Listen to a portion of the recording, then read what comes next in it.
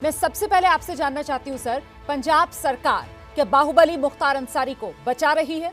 देखिए, ऐसा है, जो मेरी सूचना है कि एक गुड फेथ में उनको ट्रांसफ़र किया गया और पूरी अदालती कार्रवाई पंजाब सरकार या पंजाब स्टेट में नहीं हुआ था जी।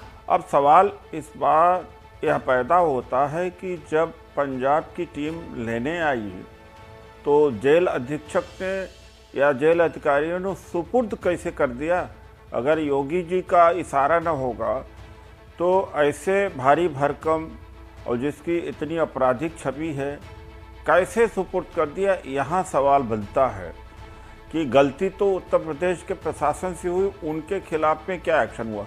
अब आती है दूसरी बात आती है सर आप जो सवाल उठा रहे हैं, सवाल उठा रहे हैं सर, मैंने अपना सबसे पहला सवाल उत्तर प्रदेश के जेल मंत्री से यही पूछा था और उन्होंने इस बात को माना कि ये पंजाब सरकार ने दरअसल दांव खेला और यूपी इस दांव में फंस गई। ये बात वहाँ की सरकार से आप पूछिए, एक बात है। दूसरी बात है कि उत्तर प्रदेश में आए दिन लगातार हत्या बलात्कार होता जा रहा है। ये मुख्यमंत्री के ऊपर खुद 302, 307 धाराएं थी।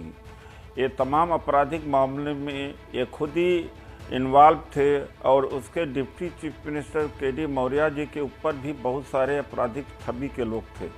उत्तर प्रदेश में इतना, अगर मान लीजिए कि उत्तर प्रदेश में सारे गुंडे खत्म हो गए, माफिया खत्म हो गए, तो अत्याचार हो क्यों रहा एक। और दूसरी बात है कि नितिन गडकरी जी ने कल ही कहा कि जो बीजेपी में आता है, बीजेपी वॉशिंग मशीन है, यहाँ इतना ज़्यादा प्रभाव पड़ता है पार्टी का कि खराब आदमी, गुंडा आदमी भी सुधर जाता है।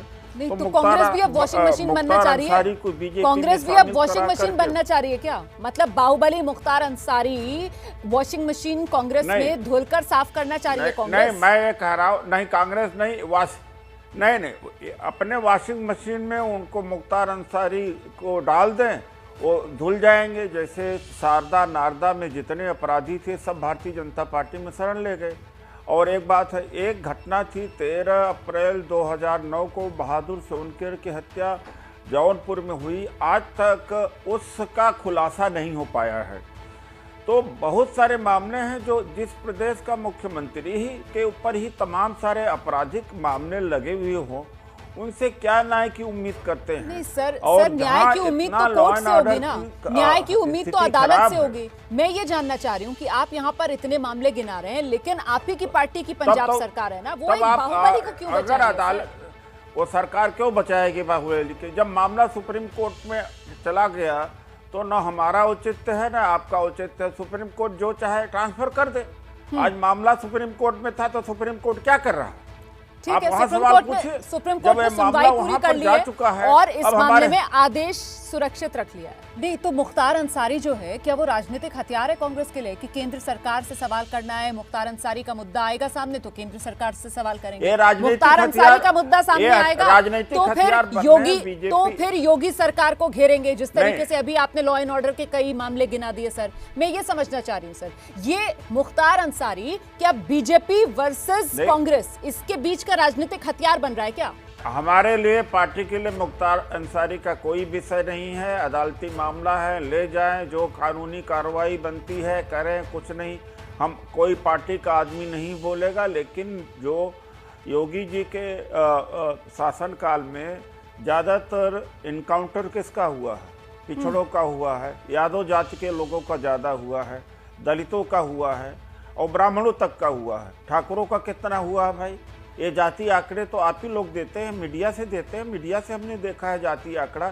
यह सवाल बनता है, यह भी तो सवाल बनता है। इसमें ध्रुवीकरण है, इसलिए बीजेपी उठा रही है।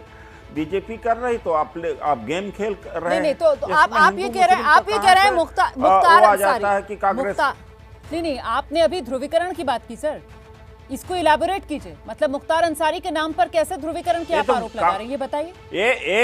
ये मुख्तार अंसारी का मामला को बीजेपी तूल दे रही है। जब सुप्रीम कोर्ट में मामला है तो सुप्रीम कोर्ट से जो चाहे कार्रवाई कर ले, क्यों, कौन रोक रहा? अगर कार्रवाई करते रोका जाए तब आप कांग्रेस को या किसी को आप दोषी करें।